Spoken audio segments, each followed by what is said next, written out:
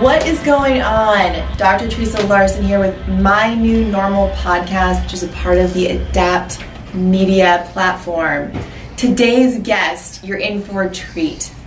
Jaime Baltazar, head coach of the Wolfpack wheelchair basketball team here in San Diego. It is a military-based basketball team. It is a team that I was a strength and conditioning coach on for a season. Continuously work with those individuals in my adaptive CrossFit programs. But you're in for a treat. You're going to learn all about what it's like to play wheelchair basketball today. And I challenge y'all after watching this, because you're going to see it in action, see me in action, and Jaime in action, to see if you can get partake in some kind of wheelchair basketball league. It is pretty awesome. It is a different look at playing basketball and sport. But you're going to learn all about Jaime. Jaime grew up in Chicago. He experienced an injury, a spinal cord injury. I'll explain it a little bit now. It's a thoracic level 12, lumbar level 1 injury. So that's just at where the rib cage ends, where the low back starts, that level. He was shot. He'll explain that story, but the bullet is still in his spine.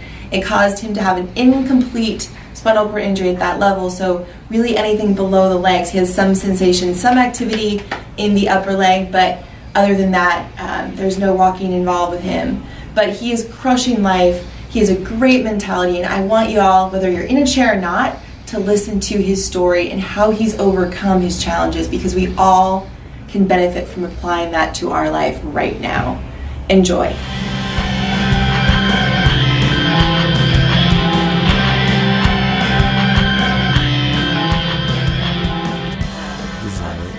Yeah, that's on. Well, cheers. Cheers.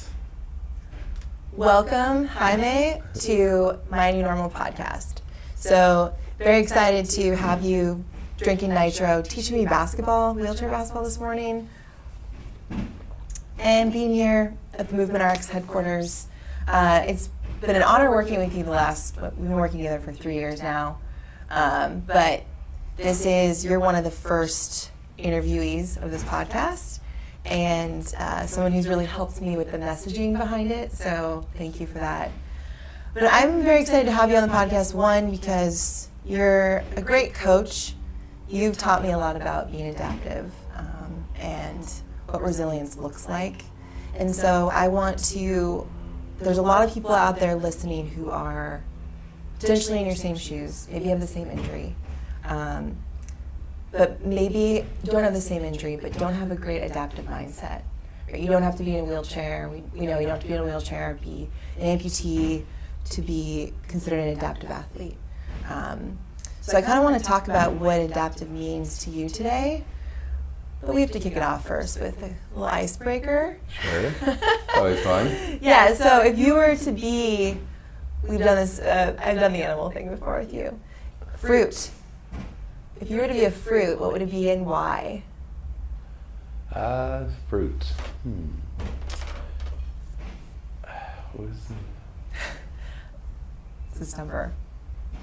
I'd say maybe like pineapple. Why? I would say, like growing up, I guess like being from that neighborhood where I grew up in, a pineapple was kind of like rough on the outside, so I kind of had to like be rough on the outside, even though like I was kind of a sweet dude on the inside. You are a sweet dude. I can't, yeah. If that ever makes it back to the head, that just kills all my credibility, but it's all good. Okay, pineapple, all right. I would be a raspberry, just got so many little facets to it. Nice. And they're sweet too. So also, okay, pineapple and raspberry. Those go good together. So tell me where you're from, where you grew up, and I'm from. I grew up in Chicago, from south side of Chicago. I grew up in a neighborhood called Back of the Arts. It's a predominantly Latino neighborhood, and it was a working class neighborhood. It was during the Industrial Revolution, there was a lot of factories out there. That's why they called it the Back of the Arts, because it was behind downtown, and there was a lot of factories, a lot of butcher shops, pig slaughters and stuff. So my neighborhood smelled like a certain area just smelled like bacon for a long time. Bacon? Yeah. Oh my gosh. So my uncle worked in the stockyards. That's what we call it, the stockyards. And growing up there, I grew up. My grandmother raised me, and my parents had me at a young age. So my grandma stepped up and raised me, and that's what I call my mother. She instilled a lot of the values that I have in me today. I grew up in the Catholic Church. She kept me involved in the community. I eventually became an altar boy, went on to go to Catholic school, and just played a lot of sports growing up. She kept me active in the community and played a lot of sports to kind of stay out of gangs. Unfortunately, like the neighborhood, there was a lot of good people there, hardworking people, but there's also a big gang epidemic and a lot of gang problems there. And it's pretty maybe like a maybe like 5 mile radius of a neighborhood, but there's like maybe 10 gangs within that. Like, so a lot of different gangs, and you can't go certain areas. For the most part, I stood out of gang like trouble and getting involved because I was involved with the church and I was involved with sports. And unfortunately, at the age of 17, I was a victim of gun violence, just wrong place, wrong time, and I was supposed to be going skiing with my church, and there was something had happened earlier in the day, and they came back to retaliate, and I was in that area where it was just one big gang, and they just assumed that I was in that gang, so they shot at my car, and the last time I remember using my legs was when I put the car in park and hit the brake. It hit me in my rib, broke 2 of my ribs, then ricocheted and went to my back.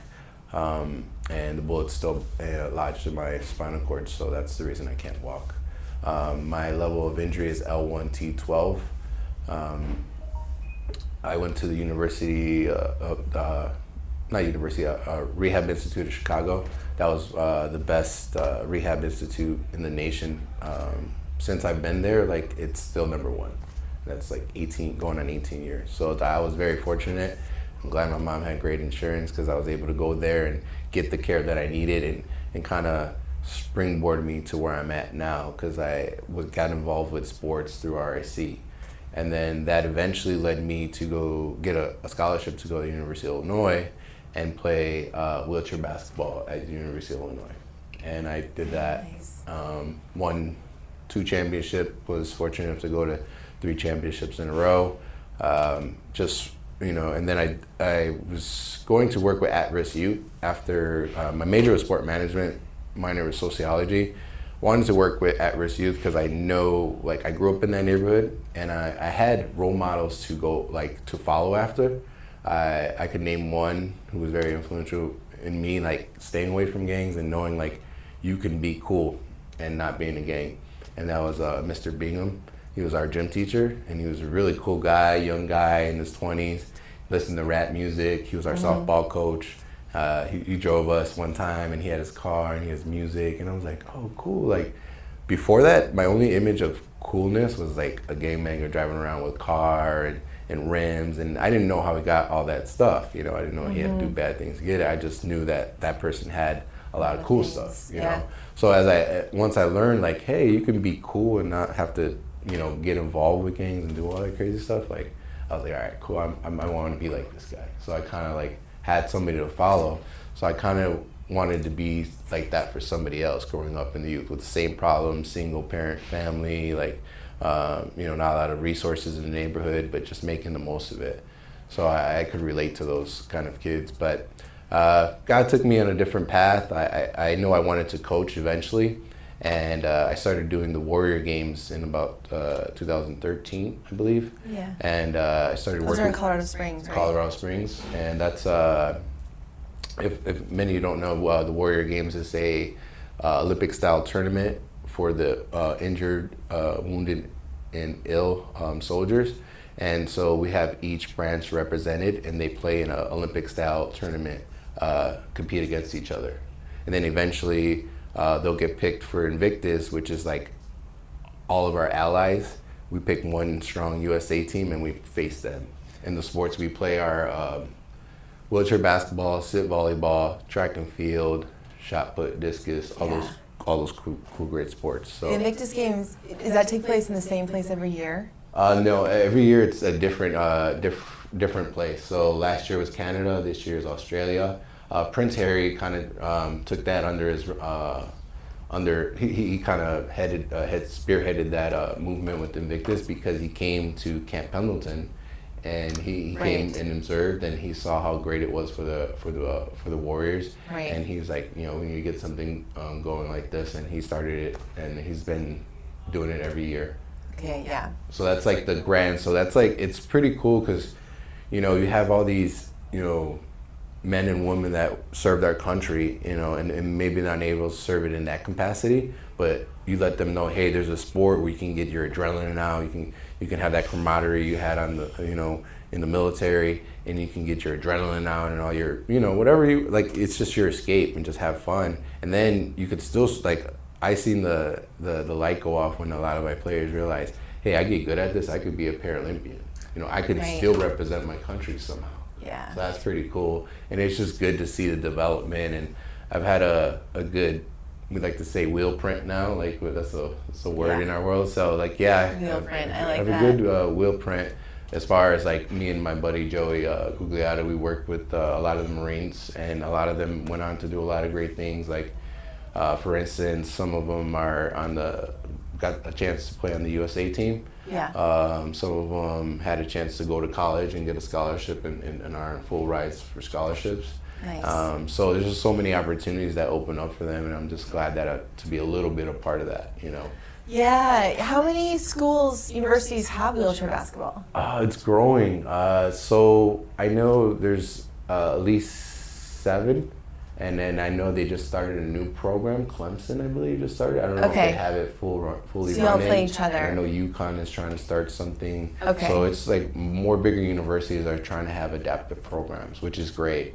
But yeah, it's usually 7 teams. There's Whitewater, Wisconsin. There's University of Illinois. There's Alabama. There's University of Texas Arlington, Edinburgh, Missouri. Do a lot of traveling then in college? Nebraska. Yeah, so yeah, in college it was cool because we had an opportunity to travel on a bus. So you kind of build that, you know, camaraderie around your teammates, get to know them, you know, you gel. It's a long trip. We would take buses everywhere. So it was a unique experience, and it was a lot of fun. So so we've talked about your story a little bit before, growing up in Chicago, and there was just all of those shootings that happened there. Mm-hmm. Do you know if they took place in the neighborhood you grew up? Very isolated. So a lot of people, even we had the Warrior games there a year ago, and they were like, hey, don't go to this, like down. They had everything pretty much downtown, and they're like, don't go south of this. And they were just kind of being cautious, but really downtown is really safe, and the violence is really isolated to the southwest side of Chicago. Is that where you grew up? Yeah, and that's why I grew up on the south side of Chicago. Okay. 15 minutes away from downtown, and it's just a lot of different neighborhoods that are disenfranchised, and they don't have a lot of resources. And then we keep taking resources away, so it's just the problem's getting worse and worse because it's the sad part is a generational thing. Gangs are a generational thing, and unless we have people and leaders in there, like, we can't save everybody, but like, let's break the cycle in one family at a time. Yeah. You know what I mean? Because I've known, like, where I grew up, it's generational. Like, it's the uncle was in the gang, his cousin, his son, and it just goes on and on and on. Right. So, and then there's just so much violence, and it's so much retaliation and so much hate. It's just hard to find a common ground, and it's just hate on hate on hate. It's perpetual and just keeps going. That's why wars happen too. Yeah. Wars keep going. So my question for you is, so your injury, we've talked about this before, your injury happened when you were basically in high school, but that isn't what made you adaptive, right? We know that there's a lot of people out there who are in wheelchairs and who've had these major injuries. But what I've found is you're one of the most adaptive humans I know, and that's really what happens up here. Like, it seems like before you were even were injured, your mentality was do the best you can in life. Like, you had good role models for the most part. You didn't grow up in the best area, but there's a lot of people that don't. But your mentality was pretty resilient back then. But maybe you can share a little bit about your mindset before your injury, how that changed after. Okay. If you can. So as far as so before my injury, I was just, when growing up, I was very introverted. Yeah. And I was just kind of, I think that was my way to stay out of trouble. And my mom was worried about me being in trouble. So I drew a lot when I was younger. I just kind of in my own world, drew a lot, kept to myself. And then around maybe 6th grade, around there, 5th, 6th grade, I started playing basketball and different sports. And I had the energy and I had the competitiveness to play that. So I just started playing more and more sports. And then as you become an athlete and you become good, all of a sudden this comes this fame, and people trying to get a piece of you because you have a lot of attention. Everybody knows what you do well, So growing up, I was kind of shy, but I kind of had to grow out of that because being an athlete, everybody wants a little hey, I know you, So growing up, I just kind of was one of those people that. I didn't want people to think I was a certain way. I was always trying to conscious of what people thought of me. So I try to be hey, be cool with everybody. I was an athlete. And so the biggest thing I learned from my accident is, there's a lot of people that when you're doing well, they want a piece of that, And then so I got injured and I had all these people hey, in high school. And then when I got injured, it was very few people that actually came to the hospital. I had my close friends that came, but other people, I wasn't expecting a lot of people. I just needed a little bit of support, but I just didn't have that. And I was just oh, okay.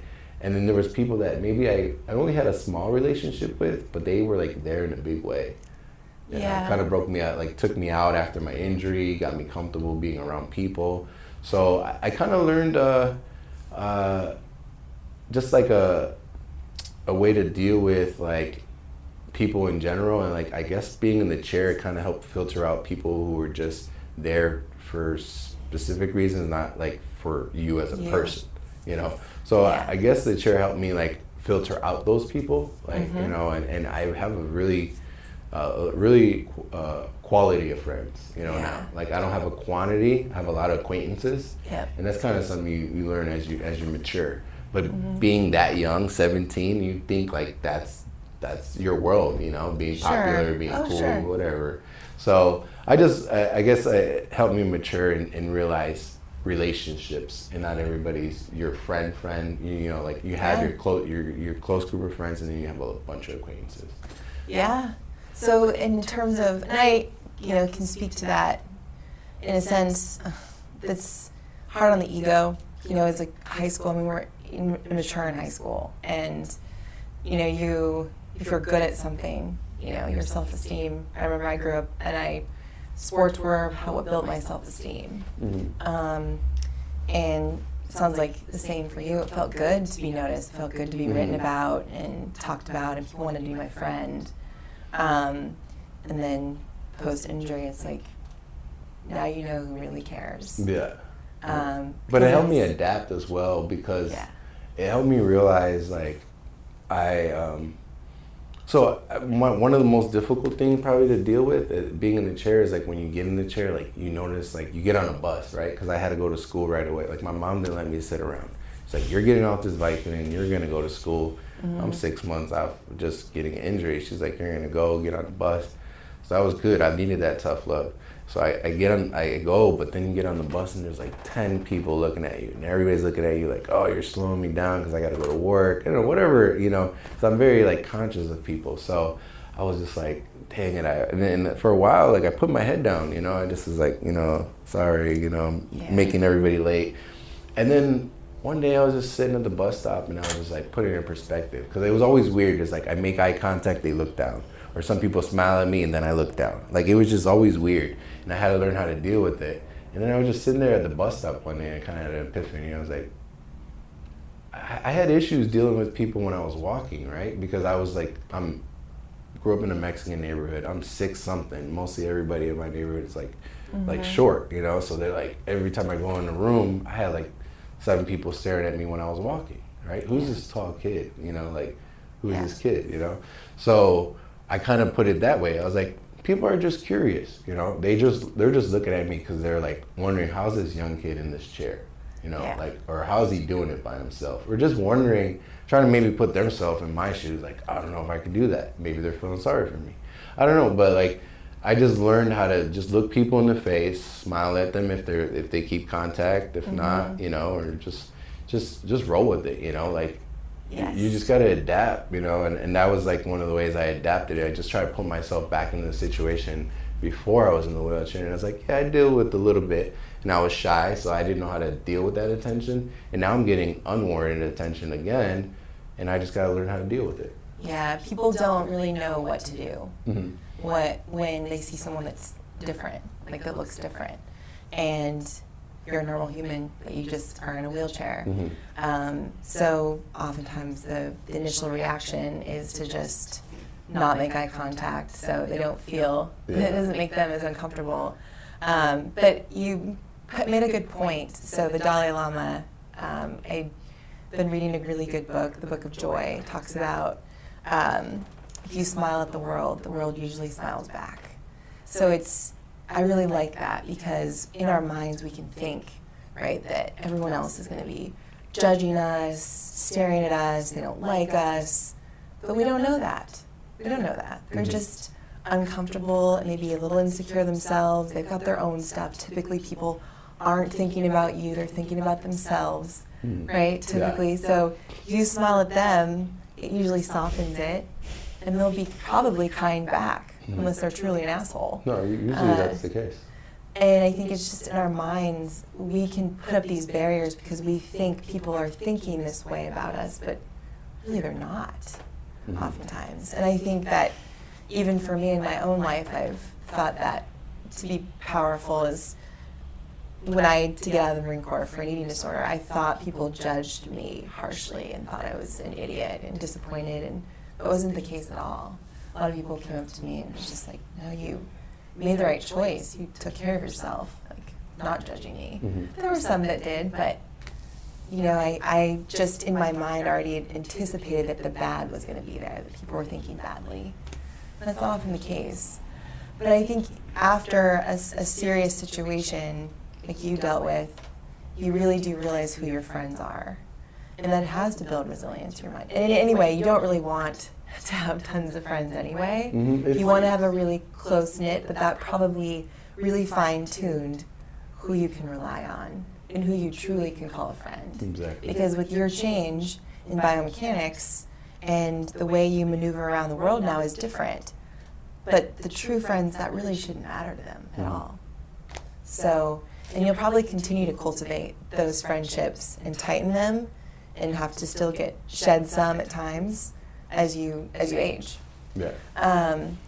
So in terms of like mindset now, like what do you think being in a wheelchair how has that changed your perspective on life? You alluded to it a little bit in terms of being, you know who your friends are, you smile back at the world. Now, typically people can smile back at you too, right? It's not all that bad. But what's your mindset now about how you perceive the world? I think I'm very, the chair has made me more open-minded, you know, where I have to like see the big picture and it actually made me see both sides of it, because I think life's all about perspective, and that's what the biggest thing I think what the chair has allowed me to do is put things in perspective, you know, and having a rough day sometimes, you know, in the wheelchair world is, you know, you can have rough days, you know, you start rough, you know, and you got to learn how to deal with it, you know what I mean? And so I feel like it's allowed me to, I've always had to adapt growing up where I grew up, you know, just certain areas, you just got to adapt, you know, if you're in a bad situation, you got to adapt to it. So it's allowed me to adapt in a very like healthy way and put things in perspective and just realize, see the silver lining, even when things are bad. So that goes as far as like, it's like the worst day. Sorry about that. Turn it on. It's your agent. So I had a bad day. Like I get a flat tire, my cushion, the air goes out of my cushion. Just like a series of things happens, right? And it's just like one of the low days where I could just get down in the dumps and go deep, maybe get into a little bit of a funk or depression. I just like try to, at the end of the day, put in perspective and say, look, I got a roof over my head at the bare necessity. Like, what do I have still? I have a roof over my head. I have food. I have water that I can go to the sink, turn the knob, get the water, drink it. So it just made me see the world differently and realize that even though we have so much adversity here, like I don't live in a third world country. I don't have to go 12 miles to get a glass of, some water, 12 miles to get some water that's not even like healthy for you. You know what I mean? So like, I just see the world differently, and it just makes me more open-minded and seeing both sides of things. So that's what it allowed me to do. Yeah, I love that. I think that that's important for people to hear, is that like but not just hear, but put it into practice. Like what any situation, I mean, we have every day our mind does like to be negative. Like actually the research shows 80% of our thoughts can be negative. So to challenge, and our body likes to be comfortable, but we should consistently challenge ourselves to get out of that comfort zone. Like what do we like cushier chairs, we like cushier, you obviously need cushion for a reason, or with an injury, but and we can talk a little bit about that, like specifics of what you need as a wheelchair athlete. Okay. But people, who are standing and walking around, like they buy cushier chairs, they buy cushier shoes. They like to be comfortable when really, like, we gotta get out of our comfort zone to truly live, right, and enjoy life. Like, and also like our mind, we have to think positively about things. It doesn't mean we have to be happy-go-lucky all the time, but look at the growth. Like you said that in the beginning. Look at the growth of every experience, and literally, if that's hard to do, write it down. I write in a journal and I'll look at an experience that maybe had was a bad memory for me, and I'll write down the growth I had in it. And that skill of just actively reminding yourself that there is good in every situation is a really good practice. And it starts to become, habit, and then changes happen in your brain, changes happen in your body. That's the plastic response, like on a cellular level. But it seems like before you're injured, pretty resilient little guy, and then after your injury, even more so. It like forced you into that, like forced you to realize, like, all right, this is the way I'm going to truly live. If I'm going to truly live and enjoy life, I need to look at the growth in this, and I need to be thankful for what I have around me. And just one of the other athletes I interviewed was talking about, I get to experience things in a wheelchair that no one else ever will, which is pretty cool. So, but I want to know, because people are going to be listening that are in your same wheels, and don't have that mindset, and maybe look at their day like, oh my God, I have so much to do, or there's being injured is like, there's so many facets to it. You can take us through your day, and like maybe talk about the challenges you face, and like these things aren't, it doesn't, like, just simple things like using the restroom, right? Or dating, or things like that are human things, right? That people, that those things get people down sometimes if whether they're in a wheelchair or not. So what are some challenges you face, whether it's those areas or others, and how do you get through them? So kind of paint a typical day, and then challenges you face in a typical day, and how you overcome them. Okay, so typical day starts out, I wake up, usually wake up pretty tense, like my legs, like I take muscle relaxers I have spasms in my legs, right? Okay. So I have like a lot of sharp shooting pains that, not all the time, but they just come and go.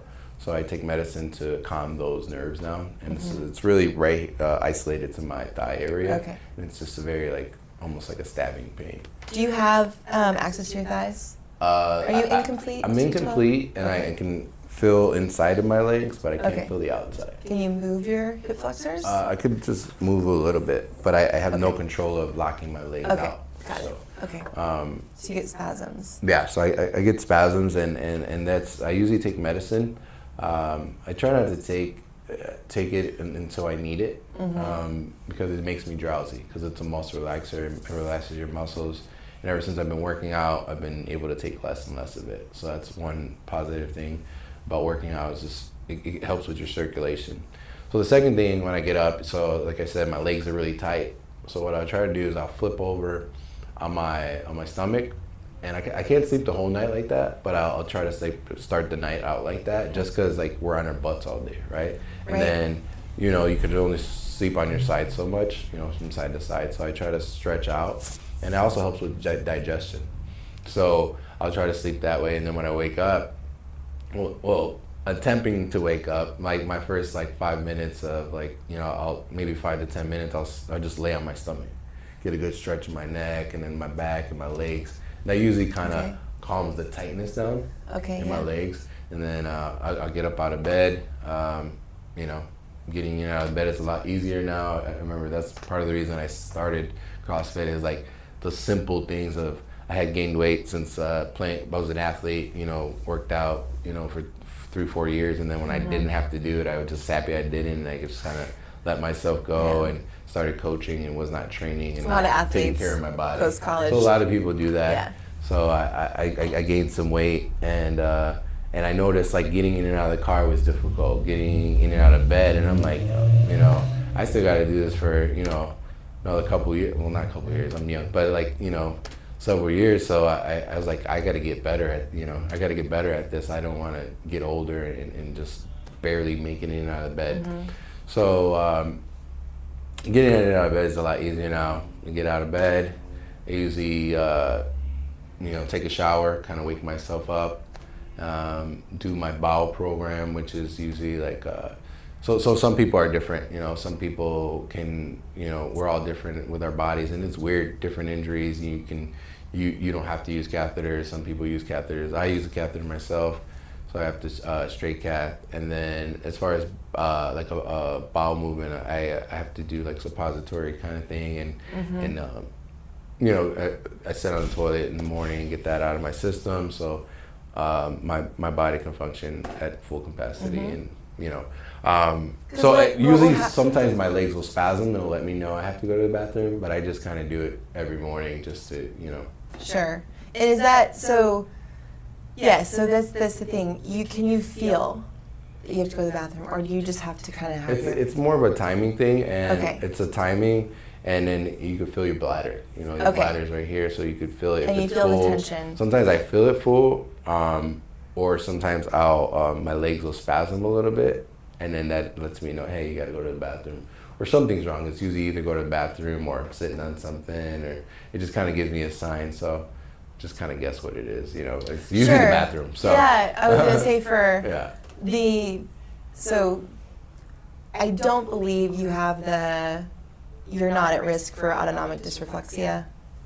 That's where your body isn't sweating, doesn't sweat, or experience, like if you have a full bladder, you can't feel it. Typically, I think it could be incomplete, but more complete, higher than T7, thoracic level 7, because you can't feel the bladder, right, at that point. And so if you have a full bladder, or you're really like there's a lot of intensity in your exercise or what you're doing, it can cause your body to go into kind of shock, and the heart rate to increase rapidly, and cause you to, I mean, it's an emergency situation. Yeah. So I don't think that you would be at risk for it, but if your body gives you signs that you need to go, it's everybody.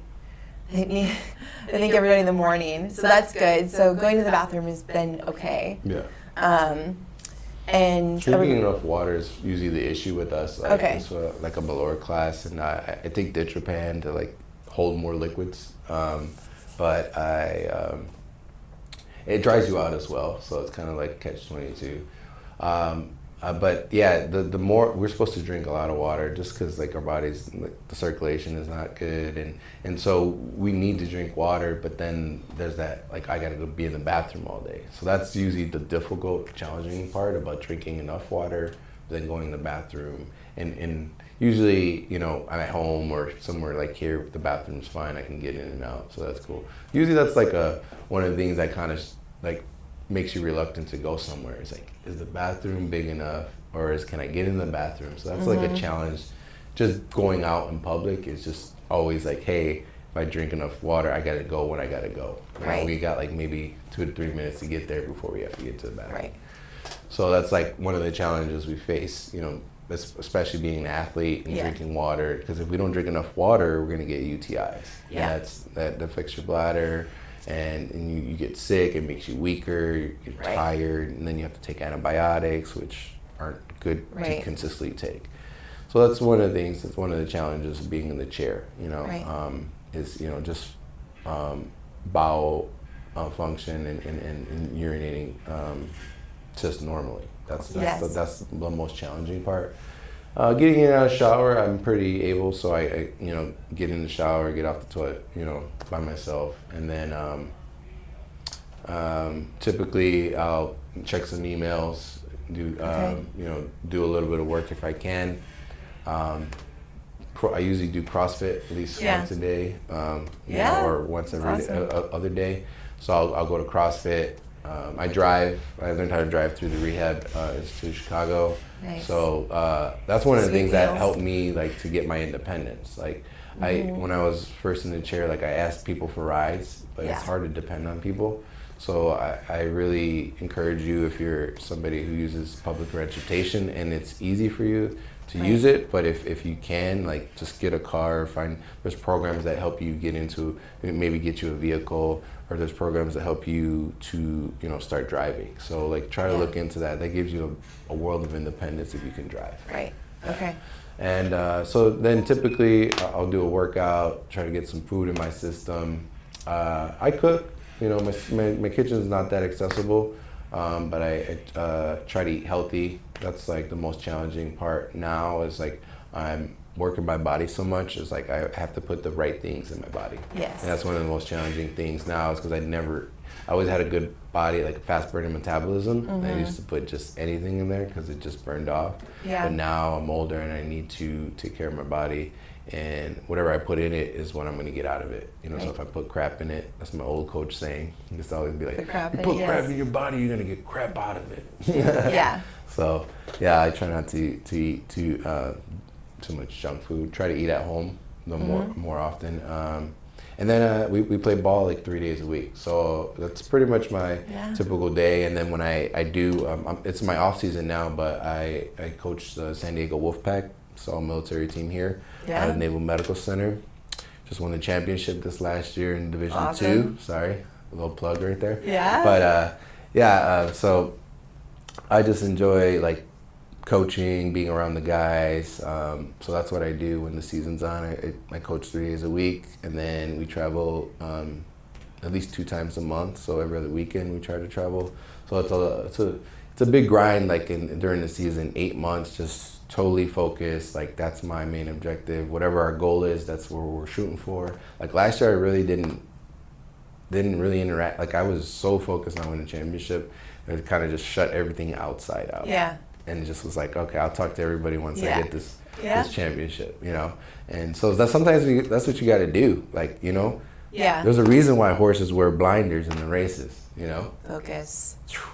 Hey, you know what? It's a good lesson for a lot of people, I think, is the ability to focus on one thing for a long period of time. So it's easy, I think, for people to, well, I think there's a problem in our society of, like, jumping around to different things, especially with social media and technology. It's just, it can cause this, like, just constant distraction, right? But to be able to be tunnel vision on one thing and to work to be the best at it. Not just for 1 week, 2 weeks, 4 weeks, but like months and months. My coach would always tell me, so this was my college coach, would tell me, a player isn't made during the season, they're made in the off season. Team is made in the season. So But yeah, so ultimately, it's all year round. These players have to be taking care of themselves, and then during the season is like maintenance bodies and like pushing their skills to the next level together. Learning how to work as a group. Yes, it's a long season, 8 months. Yeah. So I remember. So you did the study with me last year. You're part of so that data is going to be processed soon. So Kansas State, for those of you listening, Jaime was part of the pilot study we did to test the effects of high-intensity functional training on adaptive sport and quality of life versus just doing adaptive sport. So you've been doing high-intensity functional training, a little bit of CrossFit with us for 2.5, 3 years now. So what do you think has been the biggest benefit for you doing that in conjunction with your sport versus just doing your sport? Okay. So I'm going to tap in back into like when I was in college. I really was just an athlete. I didn't eat well, but I just had the skills and I I excelled at it. I was a quick learner. Like I said, I didn't eat right. I had the athleticism and I wasn't really getting the most out of my body, but I was just young and I was just athletic. But now it's like, and I didn't enjoy working out back then. It was like a grind. It was like, why do I need this? Yeah. It's not. It tires me out for practice. Right. I just didn't like it. And then I started, seeing I did CrossFit. I did, I think, one class with Alec one time. And I was like, I've been working out 2 hours by myself, but I did 30 minutes of CrossFit. And I had a killer workout, more than anything I could do in 2 hours by myself. So I realized, like, it gave me, it was all the things I needed to get stronger in basketball.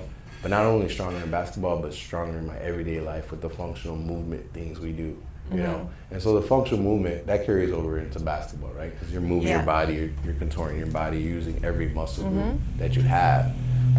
So I feel like it allowed me to become like a real athlete. I was like gifted by God with athleticism. Yeah. But now I'm actually taking care of my body and becoming like a real athlete. Yeah. Adaptive athlete. And I didn't do that in the past. So now I'm kind of just tying everything into it. Everything ties together. If you don't eat right, your body doesn't perform right. Yeah. And if you don't lift and build those muscles, then when you're in a game or something, you're going to fatigue more quicker, or you're not going to be as strong or as fast as everybody else. Right. So everything we do, it's helped me with a lot of the things. It helped me with quality of life. It's helped my skin, my skin's better. Like my spasms are not as intense. It helped me with pain management. Mood. Like, I get up. I don't like being, I'm not a morning person, but when I do my workout and after I'm done, it's like a natural caffeine. Like I'm ready to go. Like my mind's, working. Everything's pumping right? Yeah. You got everything moving and you just feel great. And it just makes me, it's just like my overall attitude is different. People are different, right? Like if you're more confident, people are more confident to approach you and say hi. So it just kind of all ties in together with quality of life. Like my quality of life is a lot better now because I do these kind of things and I'm taking care of myself a lot better. Yeah. Well, what was your last dip score for dips? Last dips. I think it was like 28. It was 28.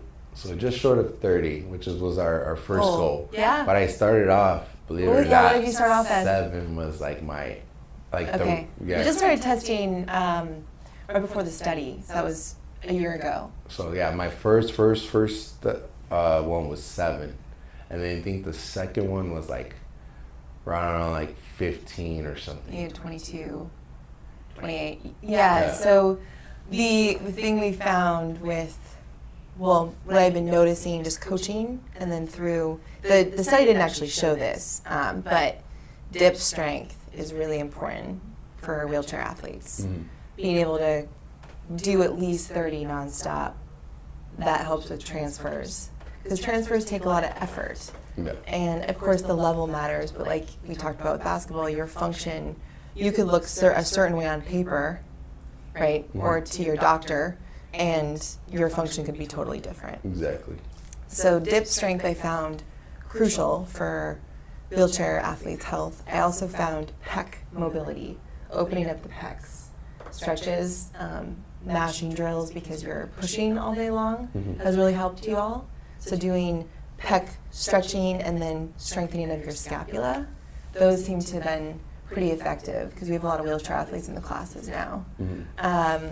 What would you say, like as someone, what would advice in terms of, maybe it's mindset and movement, maybe a little bit of both, that you would give someone in your shoes? What advice would you give them of those two things? I would say don't be afraid to reach out. Like if you want to do something, don't be afraid because like, you know, it could be intimidating to go to a CrossFit gym that you're new at. Maybe in your county or wherever you're at, they just haven't started the adaptive movement yet. You know, luckily I've been blessed with Teresa and all the other coaches that, you know, got involved with this movement. And it's just, you know, like if she wasn't as open-minded and welcoming, then I probably would have been a little more reluctant. But I kind of took a leap of faith and I was like, look, we could learn from each other. You know, we can grow and, you know, we could do a lot of positive things because I saw her vision and I saw her passion. So for me, it's just if you're out there and you're kind of reluctant, don't be afraid to get out there and just show up. You know, just get there, get out of the house. Whatever, you might be going through a funk or whatever. We all go through funks. I used to suffer from seasonal depression because Chicago is just so gloomy sometimes. It's not even anything that's happened in my life. It was just the gloominess. Part of the reason why I live here. But just show up. Just showing up. It's like school. Sometimes you don't want to go to class, right? Classes, you don't like that class, but you got to go because you need the attendance. You need the points. Like show up. And usually when you show up, you get there, you start to enjoy it, you know.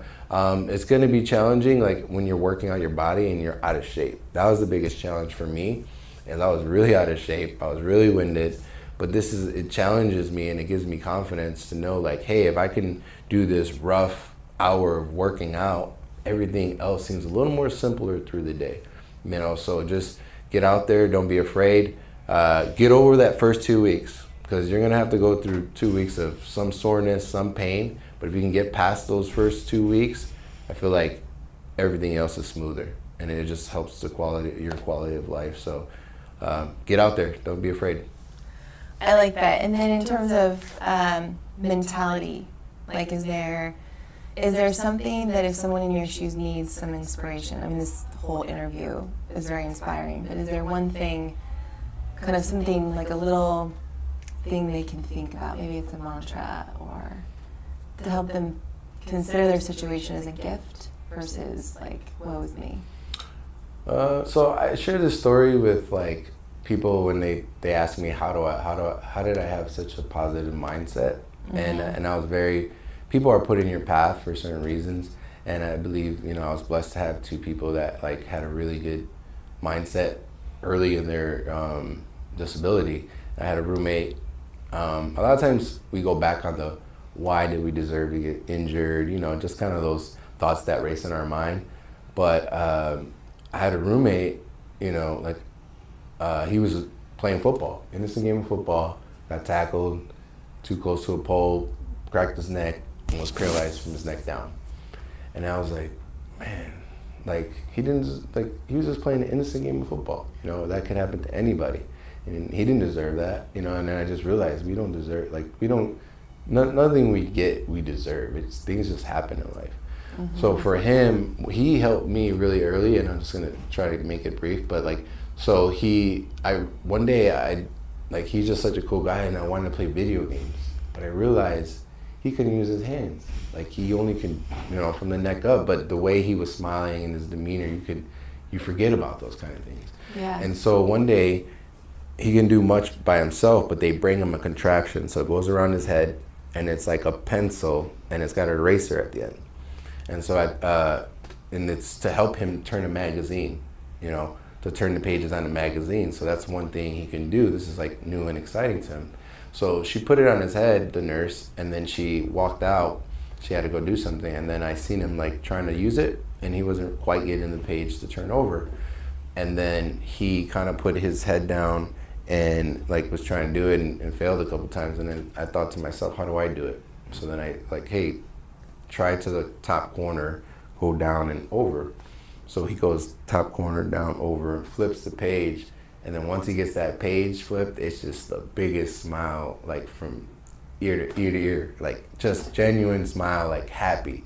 And that's the one thing he could do by himself. And I just kind of like, was like, man, like I can't feel sorry for myself. I still got a lot of things I can do in life. And if he can be happy turning the page, like I can be happy myself. Yeah. So that helped me turn, like that's my turn the page story. Like that turned the page on me feeling sorry for myself. Like no matter how bad you have it, somebody has it worse, and be thankful for what you have. Yeah. That's beautiful, Jaime. That's good. I think for anyone listening, whether you're an adaptive athlete, someone who's disabled and wants to be adaptive, anyone who's able-bodied, everyone needs to hear that. That's awesome. And I shared this in the last interview I did too, but this is the truth. Like I started coaching adaptive athletes and working with you because you help me be resilient. Every time I come into that class, it makes my week. And there have been months in the last 3 years of coaching that haven't been that great for me. Mm-hmm. But every time I come to the class, it reminds me to like flip that, the way I perceive that situation, whatever's going on. That's great. So you guys, I think, for me personally, have done more for me in my life than any other group of individuals I've ever worked with, which is why I'm doing this. I think the world needs to hear this. So this is the final question. Because this podcast is about my new normal, mm-hmm. Like what does my new normal mean to you? Like living my new normal. Okay. My new normal, so like I've always seen life as stages. You know, sometimes we get stuck in bad stages, sometimes we get stuck in great stages that we need to grow out of. So I've always seen like life as stages, and I feel like this new stage is like my new norm. You know, finding like I've been around, like I met great people through this program. Like everybody inspires me. That's why I love CrossFit, because it's a community and like everybody inspires each other. And I think that's what we should all live to inspire each other. Mm-hmm. The wheelchair world kind of doesn't like that word, inspire. But I see it as a positive thing. Like we all should inspire somebody. You know, like you say, You find strength in us. We find strength in you. Yeah. I find strength in other people that are doing, like when you were pregnant and you were doing CrossFit, I found strength in that. And I was like, my lazy butt is like over here just being lazy. I'm like, she's here beasting it, you know? Yeah. And so like, I find inspiration in all those kind of things. And it's helped me just be positive in my life, you know? And that's what life's all about, inspiring each other. But my new norm is just like living a healthy lifestyle. And figuring this chair thing out, because it's difficult. You know, we're all different. Yeah. If I didn't have sports, I probably wouldn't know about the health, all the health benefits, and also I wouldn't have probably the best hygiene, because like in the hospital they only teach you so much, right? Yeah. They just teach you the bare necessity for you to live a functional life, but they don't teach you how to thrive. And so when you join sports, even if you're not that athletic, just be around people that are in wheelchairs. You'll feel more comfortable, more confident. You learn from them and you grow. And that's what life's all about. So for me, it's just living a healthy lifestyle and growing with the people around me. You know, becoming stronger, becoming confident, becoming leaders. Yeah. You know, and just keep this movement going, because I think it's the sky's the limit with us. Well, I know that in this new normal that you're living, now you're in a chair, you're squatting, your squat looks a little bit different, right? Your hinge looks a little bit different. Like on a physical level, your pushing, pulling looks a little bit different. Your mindset has crushed. It's like become much, and I mean that like crushed in a positive way. Like you're unstoppable. like the way I perceived you the last 3 years and what you do, like I know you have down days, but you're truly unstoppable in the things that you think about, do, strive for. And I think that people need to know that who are in your position or not, who just need to adapt and versus maladapt, because it's totally easy to say, F it, like my life sucks, I just gonna watch Netflix and hang out at home, versus getting involved in organizations, sport, functional fitness, taking care of your body. That's adapting, and people can find a new normal. And we kind of define new normal as you've gone through a loss. Maybe it's a loss of a loved one. It's severely impacted your life. A loss of a limb, something that's put you in a wheelchair, like a major injury.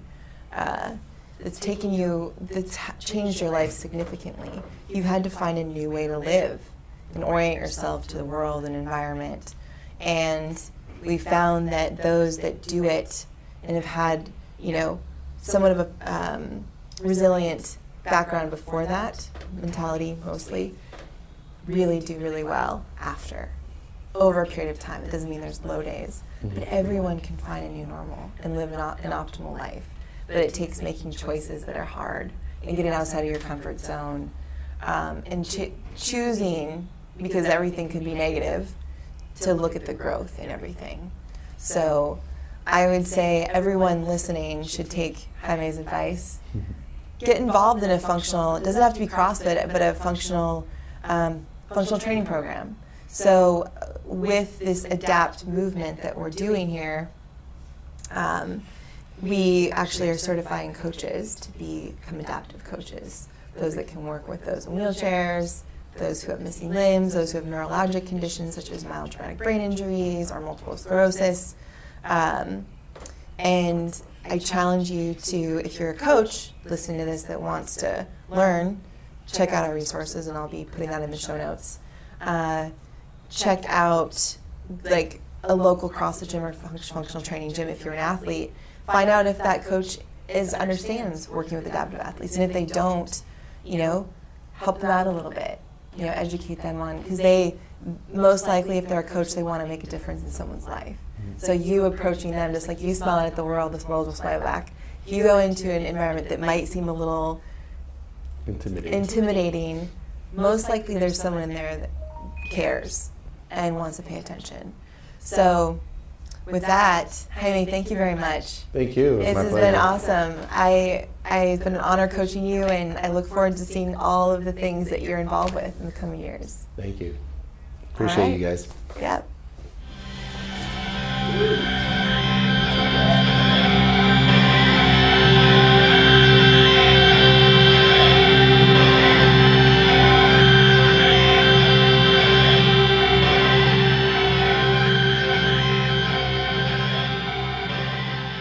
All right, everyone, I hope you enjoyed this episode. Super special individual, Jaime Baltazar.